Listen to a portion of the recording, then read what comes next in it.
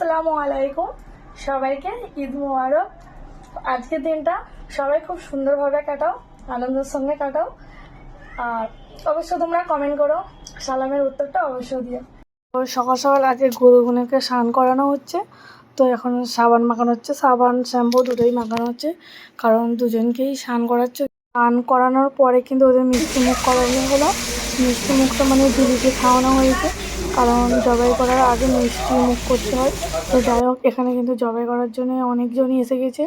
তো এত বাচ্চারা এসছে কি বলবো, কারণ বাচ্চারা এটা দেখার জন্য না সব জায়গায় ছুটোপুটি করে। যাই হোক, জবাই করাটা তোমাদের আর দেখাবো না, কারণ এটা শেয়ার করা একদমই সম্ভব না। তো মোটামুটি ফেলতে পেরেছে, কারণ এটা শান্ত ছিল। কিন্তু আমাদের গরু এখন জবাই হয়ে গেছে, এখন চা দেওয়ার জন্য সবাইকে রেডি করছি।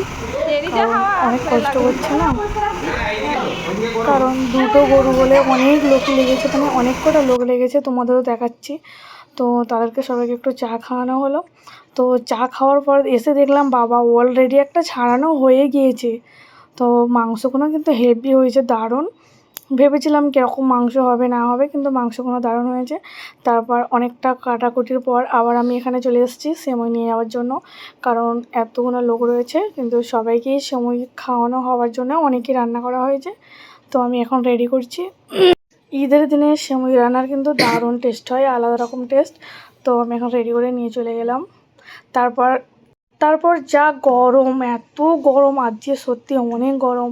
তারপর গরমের জন্য বারবার কোল্ড ড্রিঙ্কস খাচ্ছে, অলরেডি 4টে কোল্ড ড্রিঙ্কস শেষ হয়ে গিয়েছে, আবার এটাকে নিয়ে 5টা। তো আমাদের দিয়ে কলিজা সব কাটা হয়ে গেছে, এখন জমিয়ে রান্না করা হবে, তারপর জমিয়ে খাওয়া হবে। চলো দেখো, এই দেখো কি মজা, কত জমিয়ে খাওয়া হবে। এখন আমাদের কলিজে দিল সব কিছু মিলিয়ে রান্না করা হয়ে গিয়েছে। তো ওখানে সবাইকে দেওয়ার জন্য রেডি করছি। সারাদিন মোটামুটি এই কাজ করতে করতেই ব্যস্ত, দেওয়া নেওয়া খাওয়ানো, ব্যাস। তোমরা কে চর্বি নেবে বলছিলে? চর্বি নিয়ে যাও, কত চর্বি নেবে বল, আমাদের গরুর সত্যি অনেক চর্বি হয়েছে। আমার চর্বিটা প্লাস্টিকের মতো। আজকে পানি নেবে বলছিলে, পানি যাও, তোমাদের জন্য স্পেশাল করে রেখেছি, নিয়ে যাও। বরটা ভালো, আজকে বর নেবে বলছিলে। সকাল থেকে নোটে খাটলেই কিন্তু শেষ হয় না, সারাদিন একটা না এখন আজকে কাজ চলবে, কিছু করার নেই। এত পেঁয়াজ কাটতে হবে, সকালবেলা এক কারি পেঁয়াজ কেটে রান্না করে ঘেরা হয়ে গিয়েছে, এখন আবার এগুলো কাবাবের জন্য রেডি করতে হবে। এখানে কিন্তু দেখো আমাদের মাংস প্রায় পিস পিস করা হয়ে গিয়েছে, এবারে ভাগাভাগি করা হচ্ছে কুটুম শেখে, তারপরে এখানে ওখানে ফিকারিদের দেওয়ার জন্য। অলরেডি আমাদের সব কিছু হয়ে গেছে, এই মাত্র বাজে 3:33। যাই হোক, তাড়াতাড়ি হয়েছে, খুবই ভালো হয়েছে। তো যত তাড়াতাড়ি সবাইকে দেওয়া হবে তত তাড়াতাড়ি ভালো। এখানে আবার কিছুটা না অনেকটাই মাংস নিয়ে বসে পড়েছি কাটার জন্য, কারণ এগুলো দেখে দেখে পরিষ্কার করা হচ্ছে, কোথায় গিয়ে নোংরা টোংরা আছে, তো দেখে দেখে পরিষ্কার করে রাখছি। অনেকক্ষণ প্রায় কাটতে বসেছি, কোমরে কিন্তু আমার ব্যথা হয়ে যাচ্ছে, ভাল লাগছে না সারাদিন। কি বলো, তো আমার কাজে তোমাকে দাদু ভাই দেখো হেল্প করছে, দেখো কি সুন্দর করছে, দেখো আমার কাজে কত সুন্দর হেল্প করতে। দেখো, প্রত্যেকটা হাজব্যান্ডকে এরকম হওয়া দরকার, তাই না? সত্যি আজকে সারাদিন যা খাটনি হয়েছে বলা যাবে না।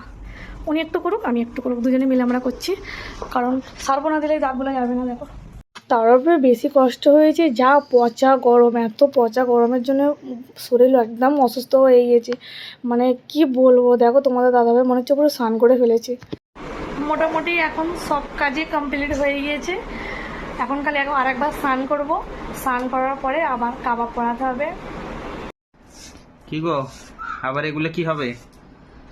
আরে এগুলো খাবে, ওদিকে কাবাব পোড়ানো হচ্ছে, কাবাবের সঙ্গে শসা আর কাঁচা পেঁয়াজ দারুণ লাগবে। কাবাবটা নিয়ে আসছি, দাঁড়াও।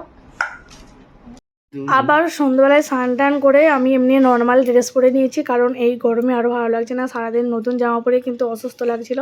তো তারপর দেখো এখানে কাবাব করার জন্য সব কিছু রেডি করা হয়ে গেছে, অলরেডি পোড়ানো চালু হয়ে গিয়েছে। তো আমরা এখন খাবো, ট্রাই করবো। আমার কাবাব কিন্তু রেডি হয়ে গেছে, কিন্তু দারুণ হয়েছে। কাবাবের সঙ্গে কোল্ড ড্রিঙ্কস, কাবাবের সঙ্গে এটা না খেলে কিন্তু একদমই ভালো লাগবে না।